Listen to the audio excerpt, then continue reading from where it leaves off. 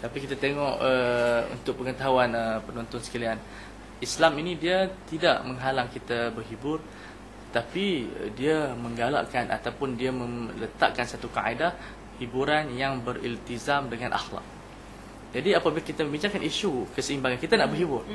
Dan jangan sampai kita tinggal akhlak. Ada orang nak berhibur, dia lupa. Dia berhibur, dia maki orang. Macam contoh kita nak buat lawak lah. Sekarang ni kita ada maharaja lawak. Sekarang ni ada baru ni yang terbau punya tu. Lebih raja daripada raja lawak lagi. Jadi banyak sangat raja lawak. Jadi kalau orang yang nak melawak, kadang-kadang dia melawak untuk nak bagi orang ketawa. Dia maki hamun. Dia buat satu penipuan. Kadang-kadang dia menyebabkan orang itu kecil hati. Islam dia bagi kita berhibur, maksud kita melawak, tapi janganlah sampai kita menghina seseorang. Jadi kita tengok di sini pandangan Kat lah, adakah dunia industri filem yang ada di Malaysia ini masih jauh ketinggalan dari seni akhlak? Kita ada seni, tetapi mereka masih memikirkan juga soal akhlak. Kita orang Melayu janganlah pakai seksi sangatlah, jaga adab-adab. Paling kurang kita kata kalau tak jaga adab Islam pun jaga adab Melayu. Apa pandangan Kat? Itulah sebenarnya untuk Kat nak bercakap pasal ni pun memang ralat sebenarnya, sebab kita tak nak memburukkan sesiapa ya. Apatah lagi secara umum lah makna apatah lagi Kat pun daripada bidang tu juga. Cuma Kat memang rasa dan bersetuju sangat kalau kita katakan kebanyakan hiburan sekarang yang kita dapat daripada industri kita ni memang ketandusan daripada segi motivasi untuk meningkatkan akhlak. Sebab banyak orang yang mungkin seronok mendengar lawak-lawak yang ada unsur-unsur mengaibkan orang ya. Macam contoh kalau ustaz ni orangnya rendah macam tu, kita make fun pasal ustaz-ustaz tu rendah apa semua. Jadi kita mungkin rasa orang tu tak kecil hati, tapi bagi Kat itu sesuatu yang mengaibkan. Dan lawak-lawak yang ada dekat Malaysia sekarang kebanyakannya menggunakan sumber-sumber kenalan yang diorang tahu tu untuk menjatuhkan, dan itu adalah bahan lawak. Itu satu.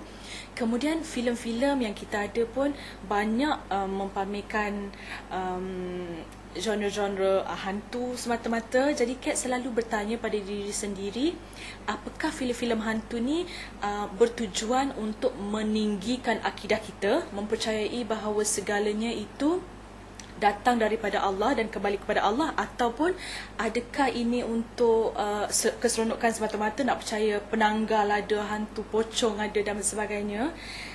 Dan yang ketiga, Cik pernah berlakon hantu? Oh, alhamdulillah tak pernah dan tak mahu sebenarnya. Sebab kalau misalnya berlakon jadi hantu, hantu pun tak jadi. Rasa takut. Rasa takut.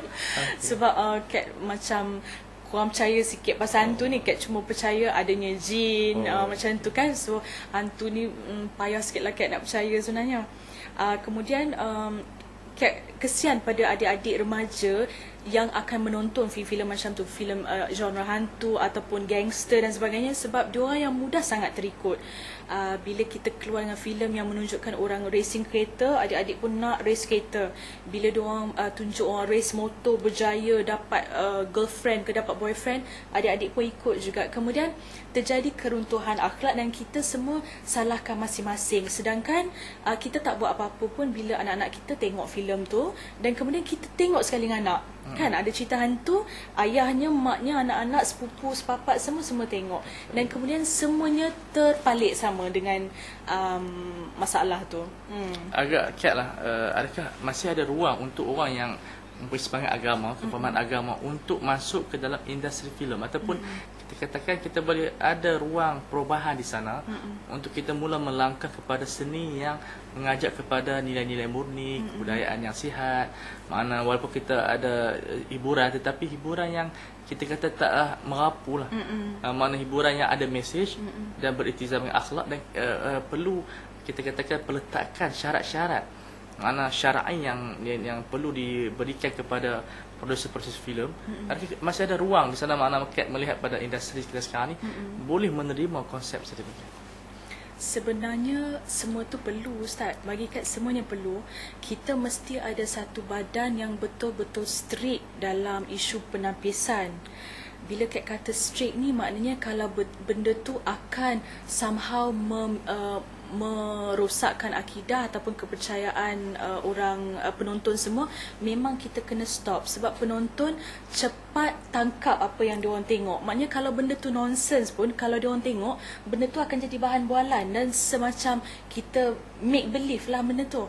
Dan Kat rasa sudah sampai masa untuk alim ulama sebenarnya terjun juga ke bidang hiburan ni. Jangan ada pemisahan dah, sebab kita sekarang di satu fenomena di mana dunia glamour, artis, alim ulama, dunia dia orang tak bercampur. Jadi kalau kita bercakap tentang wasatiyah, which means keseimbangan, memang kena seimbang, dia orang kena bercampur. Kita buat satu kalau dialog ataupun persatuan. Betul. Yang di sana membariskan tokoh-tokoh ilmu. Betul. Dan juga tokoh-tokoh artis yang selalu kita boleh bawa bincang. Betul. Ke arah mana kita nak. Jadi penting di sana satu gabungan yang kita nak bawa, iaitu bukan pertembungan di antara ahli seni dan juga ahli ilmu, sebaliknya adalah komplement. Betul.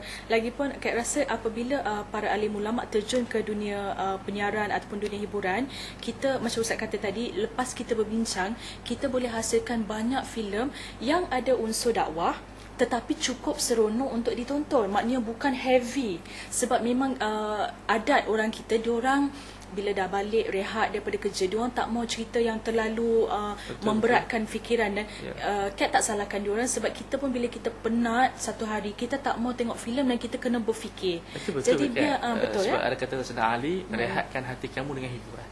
Sebab hati kita akan bosan seperti mana badan kita bosan. Jadi kita nak seni, tapi mana seni yang akan melahirkan benda yang positif. Sebab itu saya rasa perlu sekarang ni ada gerakan yang lebih kita katakan aktif. Kita menggabungkan, sudah tiba masanya para ahli ilmu dari semua pihak bersedia duduk semeja dengan artis.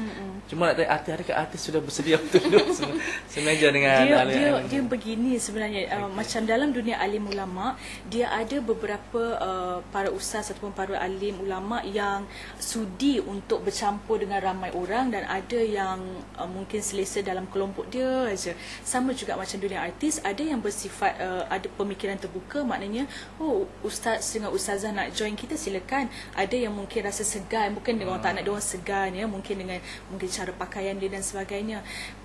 Dan mungkin diorang selalu rasa diri mereka tu dipelekehkan oleh alim ulama. Tetapi Kat nak share dengan semua orang yang Kat pernah baca di dalam buku. Kat lupa sama ada buku itu ustaz yang tulis ataupun orang lain, tapi Kat pernah terbaca satu kenyataan bahawa baginda Rasul memberitahu kepada kaum Ansar. Dia kata, hari ini adalah hari raya kamu, maka berhiburlah. Bermakna kalau baginda Rasul bagi tahu kita macam tu, kita dibenarkan untuk berhibur tapi mengikut landasan.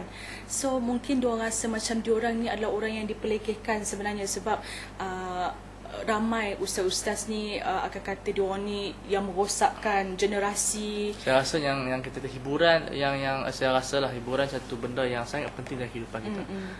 Burung pun kalau dengan nyanyian dia menyanyi. Jadi apatah kalau manusia tak bergerak, itu lebih teruk daripada keledai kot, kalau ibarat kita yang lebih keras. Saya rasa bukan pandangan kita pada artis itu pada hiburan, mana kita pandang buruk pada hiburan yang mereka lakukan. Tapi mungkin sikap mereka tu, mungkin kebaratan mereka tu lebih, kadang-kadang lebih barat daripada barat lagi. Barat pun pakai topi musim panas ni sampai dah gelap pun topi. Contoh kita katakan, makna dia. Saya rasa perlu kita mengubah perspektif. Saya rasa kalau artis ingin dihormati, perlu mereka menjadi orang yang menghormati diri mereka. Makna mereka menjaga akhlak. Seperti ada ulama juga yang tidak menjaga diri mereka juga, jadi mereka tidak dihormati. Saya rasa yang menjadi satu masalah bukan kepada bidang yang diceburi, tapi cara sebab ada artis yang dihormati sebab akhlak dia dan dia menjaga maruah dia.